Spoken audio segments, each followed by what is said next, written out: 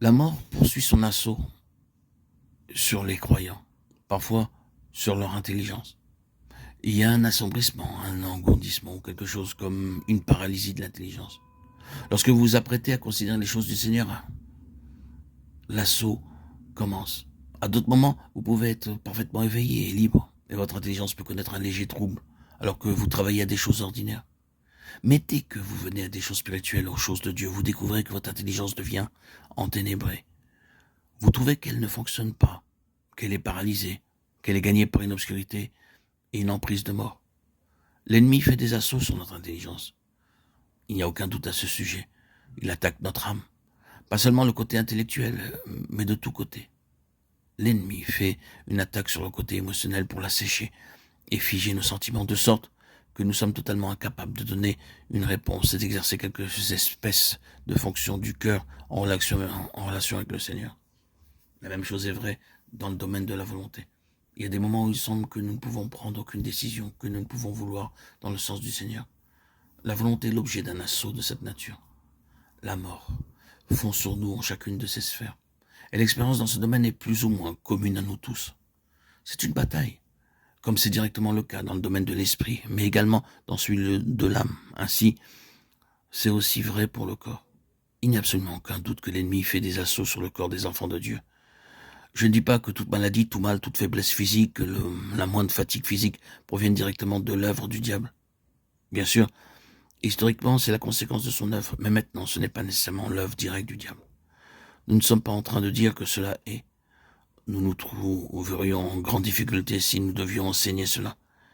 Mais il existe des attaques directes de l'ennemi par l'esprit de mort sur le corps des enfants de Dieu, de sorte que là où il y a faiblesse, il s'en saisit et il ajoute. Et il voudrait chercher à nous paralyser entièrement par notre faiblesse. Alors que bien que cette faiblesse qui est à la base puisse rester, il ne faut pas que nous soyons paralysés par elle. Cela a été l'histoire du peuple de Dieu. La question est de savoir si l'ennemi va utiliser cette chose pour nous détruire entièrement ou si malgré cela nous serons trouvés prouvant la puissance d'une vie qui en triomphe et nous fait avancer. L'apôtre Paul vient toujours à notre secours dans ce domaine. Paul a rapporté à ce sujet qu'en raison de l'importance de la révélation qu'il a reçue, de peur qu'il ne se glorifie outre mesure, une écharpe dans la chair lui fut donnée, un messager de Satan pour le frapper, pour le souffleter. Il supplia 3 fois le Seigneur pour cette chose, mais le Seigneur lui dit « Ma grâce te suffit, car ma puissance s'accomplit dans la faiblesse. » Nous avons de bonnes raisons de croire que la faiblesse en question était physique. Je trouve qu'il est difficile de ne pas croire qu'il s'agit en fait de la malaria.